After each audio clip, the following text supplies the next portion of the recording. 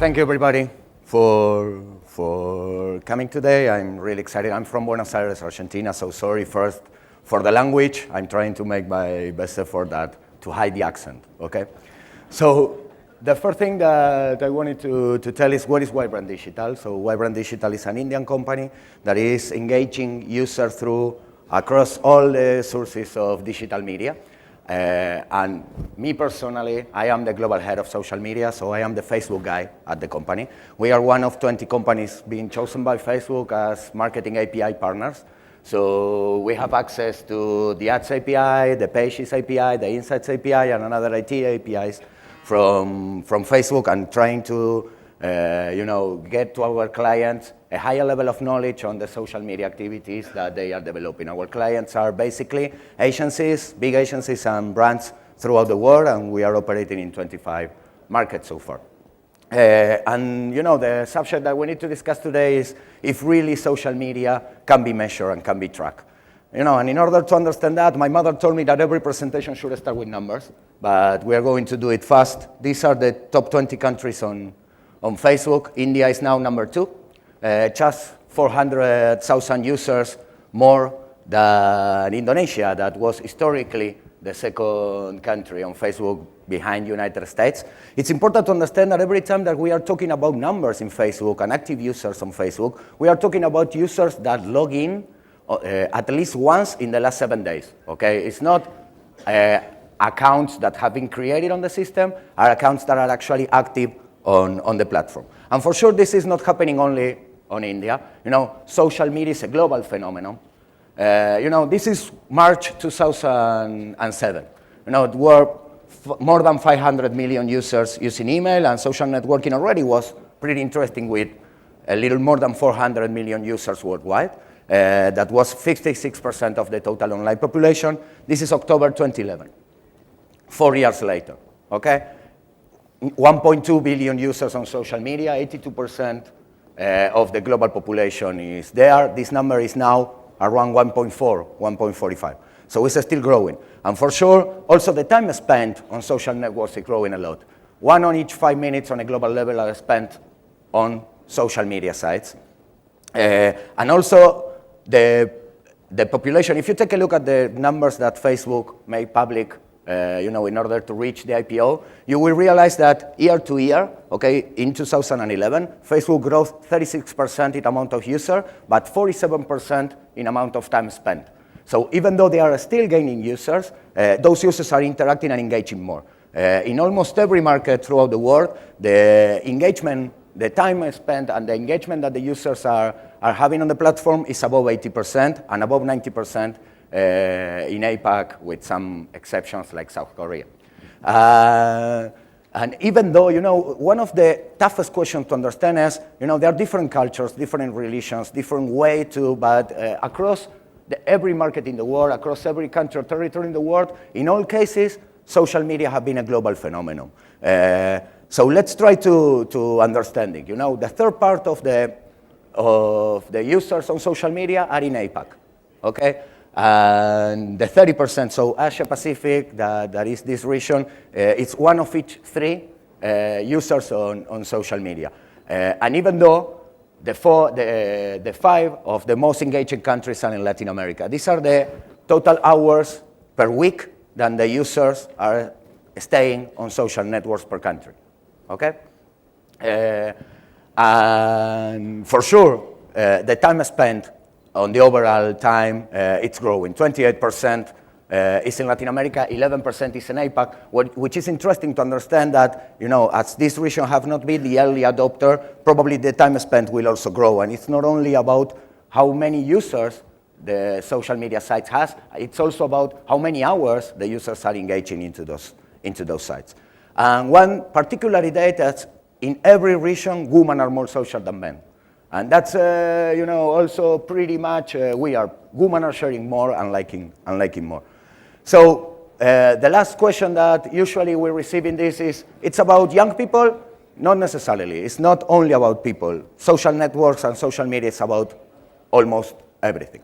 So let's try to, we are literally we are one of the top 3 spenders outside the US on Facebook. We are buying a lot of impressions and running literally thousands of campaigns on Facebook. And in those campaigns, in some cases we succeed, and in our cases we fail. Exactly like in the picture, it's like everything was right set up, everything was clear, but something went wrong and the results were not as expecting, which is hard because, history of social media is being written as we speak. So it's really hard to predict what's going on. But in all cases, we learn a lot of things. The first thing that we have learned is that, everybody wants to be on social media. When you're going to a client, to every brand in the world, regardless the size of everybody wants to be on social media. When you try to explain necessary, what are you going to do in social media, that's another issue. For sure, this is not the official definition of social media. We all know what social media is, but what we need to have in mind when we are talking about social media is that, what it's making social media so exciting and so engaging for people across continents, regions, and whatever, is the fact that there is no one single Facebook, and there is no one single Twitter. My Facebook is different than any other Facebook because it's based on my friends and the people that actually I care and I'm engaged about. So the same thing should happen with advertising and marketing on social networks. We also learned that, everybody wants to be on Facebook. It's the first time that I am, pretty much close to sales, and I don't need to explain what Facebook is about and social media is about. But then the question arises, this is a new environment. How to take advantage of social marketing? What can be measured? Can be really social marketing measured? Every effort that each brand is doing throughout the world, in Facebook, in Twitter, in YouTube, in LinkedIn, can be really measured. And the answer to this question that we are asking and being asked all the time is yes, definitely. Social media can be measured. And can be measured, we will see a couple of examples on how it can be measured in an effective way. This is the first button in history. It's like, it was 1994, it had a 17% CTR. And we all marketers like to place the banners on our own site, so it was placed on advertising edge. A lot of things changed since 1994, but in the end, marketing have always been the same. It's a mixture between the media that I can buy, the media that I own, and the media that I earn. Okay, so the media that I can buy, print, television, digital, whatever, radio, whatever, it's the media that I own, my own website, my store, my place in the supermarket, and the media that I earn. That is my clients and other people talking about me and recommending me, and other companies talking about me, about PR or relationship, and etc. We all know, I'm traveling a lot because of my work, and last week I was in Sao Paulo, in Brazil. And it's really hard. It's a big city. My first meeting was on Monday, so I arrived on Sunday night. And being on Sunday night alone in a big city like Sao Paulo is really depressing. So I opened my Twitter account and Twitter, can anybody recommend me a restaurant to go in Sao Paulo? And two of my friends told me, you need to go to this place. That recommendation is more valuable for me than any ad that I could see on the plane, on the TV, on the hotel, because it's coming from a friend. It's coming from somebody that does not have a reason why to recommend me, despite the fact that he wants me to have a great time. We all know the power of recommendation and the power of friends, but we also know that the main challenge here is to be able to escalate those recommendations and those stories into an industrial scale. So that's the good thing about Facebook in particular and social media in general. It's the first time that we can be recommending, on a platform, brands and products on an unprecedented scale.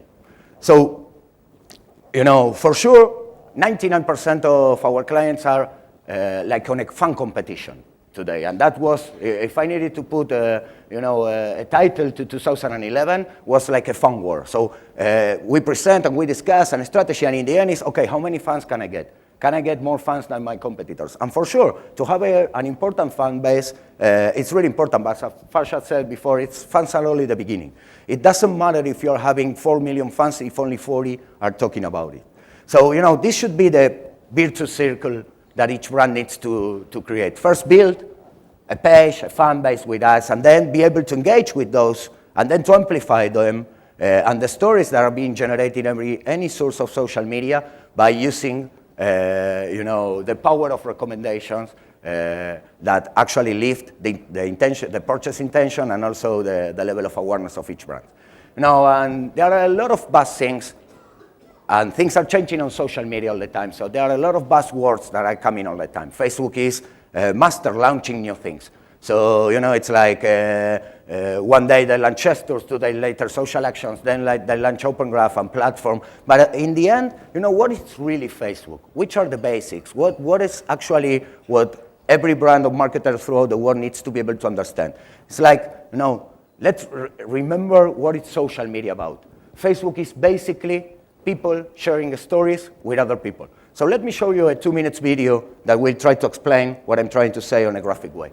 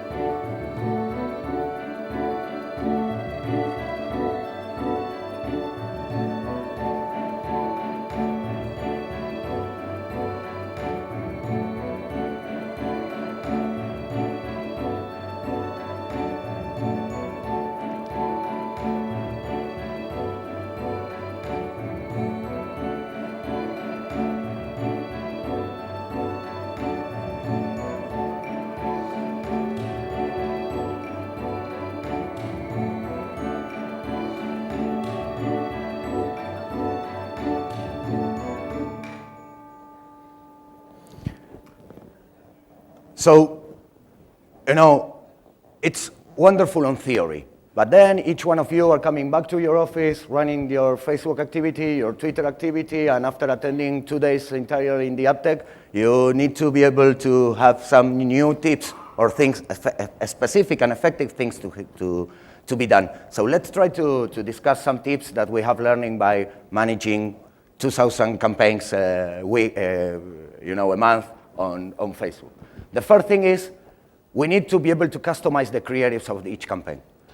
The most valuable thing on social media is that we are able to know who is the person on the other side of the screen taking a look at our ad. But then we speak the same way to 18-year-old boys that a 55-year-old woman, living in 2 different cities, speaking even different languages. So we need to be able to customize the creatives in order to do it. Segment the message. It's not the same message for the people who likes one football team than the other. I'm Argentinian, everything is related to football. Or one rock band to the other. The message needs to be able to be segmented, and we need to take advantage of that possibility that no other media source provides.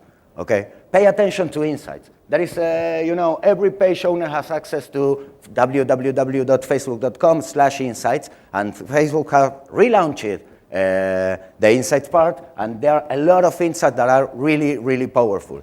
Monitor your pages using Nielsen, using Comscore, using, there are a lot of tools, but be able to monitor your pages. We have built our own solution in order to do it for sure with, based on Facebook APIs. And also monitor your competence. Okay, it's really easy to see if the ratio between people talking about this and the amount of fans is higher or lower between your competence and yourself. And also if your engagement rate is higher or lower. We are calculating the engagement rate by, in a very easy way, because we understood that the algorithm is changing all the time, that the edge rank on Facebook is changing all the time. So we are giving 1 point to each like, 1.5 to each comment, and 2 to each share. And dividing that with the amount of fans that page has in that specific moment. That is giving us a number that we call engagement rate. That number can be measured every time, every day for you and for your competitors. All the information is public and can be parsed. Go beyond the standard, the standard metrics. We are still killing and buying clicks. And clicks is a Google metric. It's a search metric. On social media, clicks doesn't mean anything. What we should be able to measure are stories. So, measure engagement rate. How many of your fans are actually interacting with your brands? Are you having the right fans? Are you having the fans that actually are more connected with your brand? Your engagement rate is increasing or decreasing? Measure the response time. 90% of brands, of page owners that has today a Facebook page are not answering the request or the questions of their users. So which is the point? The good thing about social media is the ability to interact. So brands and page owners should be able or needs to be able to interact. Measure also your competitors. It's not only about the number of fans. That's the easy way. To have 10 fans more than my competition, it's okay. But even though you're losing or winning that battle, you can take much more advantage of your fan base if you are able to measure what are they doing. Detect opportunities. There are buzzwords and there are a lot of ways, even in Twitter with hashtag that will be able, and social media provides the ability to target and segment the message. You can segment gender, age, city, demographics, and speak to each one of your fans on a different way. So it's really easy for brands that can act quicker to take advantage of the opportunities that are being provided any given day. Act accordingly what you are monitoring. The last point that you always need to have in mind is monitor is not enough for yourself. And to measure something is not enough for yourself if after that you are not taking concrete actions in order to be able to change the trend. For sure, let's try to take advantage on the Open Graph. I don't know how many of you knows really what Open Graph means. Because after F8 last year, it was like a big buzz on Open Graph. And everybody's talking about Open Graph. But every time I'm asking, do you know actually what Open Graph is? Then the people start to doubt. So basically, I will try to explain Open Graph in 30 seconds. Basically, there are 2 things that Facebook has. Okay? The first one is your real identity. This is my Facebook profile. Okay? It's telling where I work, what I have been studying, who is my wife, which is my football team, which are my friends, etc., etc. And it's my real identity. And everybody's using on Facebook their real identity. The second question, or the second issue that Facebook has, is my likes and interests.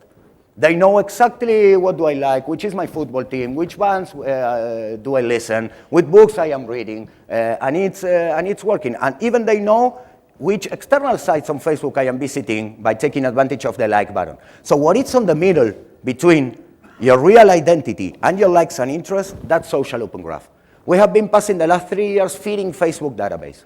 So what it's really exciting about Open Graph is that for first time in history, we can take advantage of Open Graph and to be able to use it to customize our landing pages, to customize our site. Each one of your sites can know who is on the other side visiting you almost in real time.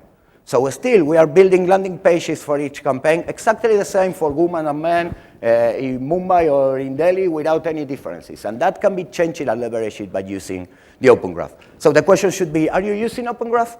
Customize your sites, customize the landing pages. Let me tell you another story. Yesterday, it was like a hectic day here in the AdTech. And I went to sleep really late. When I made a mistake, and when I was in my room, I opened the computer and tried to work a little bit. And I entered my Facebook account. I cannot avoid it. It's like every time that I am online, I'm entering to my Facebook account. And I saw that Madonna is playing in Buenos Aires. I am still seeing ads from Argentina. So Madonna was playing in Buenos Aires. And I'm a Madonna fan, so it was interesting for me. So I clicked on that ad, and I went to Ticketmaster site. And the interesting experience about Ticketmaster is that they have implemented Open Graph on it. So instead of until today, I was choosing which ticket to buy based on price, on how much money I wanted to spend, where I wanted to be. The first thing that appeared when you enter Ticketmaster.com is the stadium where Madonna is going to play, with a lot of information on where my friends are going to be located on the stadium and which kind of tickets they have bought. Why? Because in the process, when I entered Ticketmaster site, I told Ticketmaster, guys, this is who I am. This is my identity. These are my friends. This is who I live. So Ticketmaster used the Open Graph to see which of my friends have bought tickets, and told me. And actually, I have chosen not to buy tickets on the same sector than one, in order not to be on the same. But it's really interesting. And like this are a lot of examples. And for sure, measure everything. This is why we are allocating a lot of time with our clients in order to help our agencies, our partners, to understand actually which are the trends of social media. And we call this kind of events Facebook Business Academy. Because in the end, it's not about clicks or about budgets. It's not about Facebook or Twitter. It's not about this business, and social media is basically about knowledge and what can be transferred. And for sure, in order to be able to understand and to act accordingly, it requires technology, focus, and training. It's like there are no so many cases studies when you can learn from it. So training your teams and training yourself is like the most important part. For sure, don't forget, social media is not the solution and the answer to any communication problems that the brand may have. If the product is not working, if the logistics is not good, if the distribution is not good, social media is not going to fix it magically. Okay? There is no magic solution to complex problems. For sure, if the problem is customer service or the brand needs more word of mouth or whatever, Facebook can help for sure. One last request, and I am always ending like this. Let's remember that this is a marathon and not a short-term race. Okay? Facebook likes to say all the time, only 1% of this journey is complete. I prefer to say that we don't need to run 100 meters. We need to be able to run 42 kilometers. So when you're running a marathon, if you start like crazy or running behind everybody, probably when you have run 2, 3, 4 kilometers, you will run out of breath. Because in the end, there is no return point for social media. It's like media will change the world, already have changed the way that people interact and communicate among themselves. And in the end, we have all understood that the web is better for friends. It's a pity that, the graphic is not pretty good. This is Christmas 2011 on Facebook. Imagine that we can draw a line here, or that line will shine more and be wide if our relationship is stronger, and we shine less and be thinner if our relationship is weaker. So these are relationships between countries and cities on Christmas 2011. And it's really easy to see, when you have a better definition, it's really easy to see how the relationships between countries are not geographical only, but are also cultural and political. And for sure, every effort that we are doing on social media can be monitored, and we can help you to that if necessary. So thank you very much for your time, for being able to present here. And in any doubt, you can follow me on Twitter or send me an email. By the way, my logo is not showing the email address, but it's facundom@vibrantdigital.com.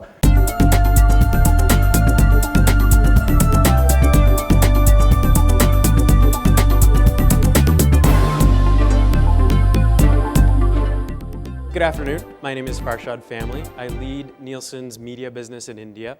And my topic today is fairly simple, although it's tackling a complex problem. A lot of our clients have come to us asking, I'm doing a lot in social media. I have a Facebook page. I have a Twitter page. I run some campaigns. But how do I know what I'm getting for all my activity? How do I keep track of it? How do I measure it? So there we go, okay. We know that, and these are some of the challenges that they've told us, right? There's some very rudimentary metrics, like the number of fans, the number of followers. There's no standard yardstick that people can use. And there's still, I would say, especially in this market, a general lack of understanding of even what the entire space looks like. Where is activity happening on social media? Where are people talking? What are they talking about? So we've at Nielsen sought to address that by just coming out with a very a simple way to measure exactly what they're challenged with. So we set out a couple of objectives. First, we wanted to make sure that you're going beyond just the number of fans and the number of Twitter followers, right? We intuitively all know there's got to be more to it, especially if you're a brand advertiser and you're very worried about, or you're always thinking about brand perception and brand equity. Second, we knew that we had to cover as much of social media as possible, right? So definitely going beyond Facebook and Twitter, covering blogs, forums, and so on. Third, we wanted to include the impact that your offline activity has online, because more and more those two things are very much interlinked, and you can't really separate them. Fourth, it had to be something that you could easily do over time, right? A one-time snapshot is meaningless. You want to be able to use it to inform your marketing campaigns and social media campaigns, so you want to do this over time. And finally, our clients have told us, I want to be able to compare myself against the competition. So this is our very simple approach, and I'm going to delve into the details, but just thought I'd just lay out the framework for you. So the Social Media Brand Equity Index has qualitative and quantitative components. And we look at, to trying to keep it simple and easy for everyone to understand, we just look at 5 things. On the quantitative side, we look at how many unique people are talking about you, right? So it's one thing to have 4 million fans on Facebook, but if only 4 of them or 40 of them are engaged in a conversation with you, I would say, so what? You're not doing much. Then the second factor we look at is buzz levels. So what's the volume of conversation that you're driving, right? The third is the following, right? So we can't forget the most obvious metric, which is how many fans and followers do you have. So that's on the quantitative side. On the qualitative side, we look at the sentiment that you're generating online. So are people positively inclined towards you, negatively inclined towards you, or somewhat neutral? And then finally, what kind of presence do you have? And here we look at all social media platforms. And this is more about breadth rather than depth. So are you going beyond Facebook and Twitter and covering the relevant blogs and forums for your category? So how do we come up with this? Fairly simple. We looked at, and this analysis was done for India. We looked at 400 brands in India across 30 categories. We covered 12 months of data, so trailing 12 months. We just put out this report this week, so this is our Q1 rankings. And we included all comments and conversations on Facebook, Twitter, blogs, forums, and so on. So these are the rankings that we came up with. I'm going to share, even though we analyzed 400, just for the sake of this conversation, I'm going to share the top 20. So Samsung Mobile came in at number 1. And there are a couple of things driving that, right? So telecom in itself is a very active category in social media. Lots of conversations happening, both on the handset side and also on the operator side. I think what set Samsung apart from the others is they're generating tremendous amount of conversation and buzz around the advertising that they're doing. So this is the offline work influencing the online world. Second, they have a lot of hot products, and that's naturally leading to more conversations. And third, they're actually getting a boost from Android, right? So Android is doing extremely well in India. They have a lot of Android phones, and the two have a sort of a reinforcing effect, and this sort of shoots them up to the top of the rankings. Now, interestingly, you'll see in the rest of the top 10, a lot of auto names, right? Ford, Suzuki, Mahindra. The auto category is driven by a couple of factors and why they're doing so well on social media. So one, a lot of people like talking about their cars, right? So they're passionate about it. They take pictures of their cars. They want to talk about the trips that they've taken with their cars, how they personalize it, and so on. And two, there's an aspirational element. There are a lot of people on the various platforms who are talking about the cars they want to buy or that they hope to buy, and they're associating themselves with those brands. Just to rounding out the top 5 here, Nike. Nike's been a digital leader for a long time now. They devote majority of their budget towards digital, and the results are showing here in India. The one thing I'd call out about Nike, and one thing that helped them over the last 12 months, is their Bleed Blue campaign, which was related to the World Cup back in the earlier part of 2011. That allowed them to sort of ride the social media wave all throughout 2011, and they got a tremendous boost from that. And then finally, running on the top 5, Flipkart. Doing really well in the e-commerce space. A lot of conversation happening about the superior customer service that Flipkart is providing its customers. And that's setting them apart in the social media space. Rounding out the top 20, so you see a couple more handset manufacturers in terms of telecom. Won't talk about them. I will call out Airtel, Vodafone, Docomo. They show up from a telecom operator perspective. So I think it's still true. I forgot to check today. I think Docomo has the most number of fans in Facebook today. But you see they only come in at number 16. And I'll talk in a little bit about why that is. Interesting for us, so Nielsen in India has its roots in the FMCG business, right? We do retail measurement, and we serve a lot of our clients in the FMCG space. Only one brand in FMCG showed up in the top 20, and that's Nestle's Maggi. A brand that has tremendous passionate following online. People talk about recipes for Maggi, when they're going to eat the product, the different flavors that they like, what's their favorite moment to have it. Tremendous following. Nestle's done a great job building that community. So you might say, okay, a ranking's nice, but what's a brand advertiser going to do with this? This is a bit of an eye chart, so I'm not going to expect you to be able to read all of it. But I'm only putting this up just to say how we've started conversations with our clients and helping them improve what they're doing in the social media space in terms of understanding equity and not simply fans and followers. So I called out Docomo earlier, and they pride themselves on having the most fans in Facebook. And I hope that's still true, but I'll double check. Now, they only came in at rank number 16. When you compare them to an Airtel, which doesn't have as many followers or as many fans, Airtel does better. Why? Because they're doing a better job engaging more people in conversations. There are more unique people online talking about Airtel. So that gets them a few more points in our rankings. Airtel is generating more favorable buzz in social media. So that gets them a few more points in our ranking, and so on and so forth. You can sort of walk through each of the parameters and see what sort of sets the various folks apart. Now, a company like Idea, ranked all the way down on 51, it's clear they've got a long way to go, right? Not a lot of people talking about them. The buzz that they're producing is fairly low, and their sentiment is not so good. Now, I'm going to stop here. I wanted to keep it short and simple. Is this model perfect? Does it answer all questions? No. But is this a good start? I think so. The space is going to evolve, and we're going to have to evolve with it.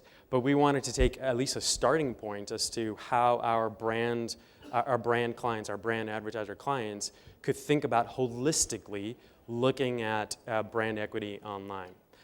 I know the conversation before was about social commerce, and for me, from a funnel perspective, that's pretty much the last step in the brand funnel, right? Awareness, consideration, so on and so forth. This is meant more for the beginning part of the marketer's funnel and how you think about all the stuff that you're doing in social media and how you can sort of keep track of it, compare yourself against the competition.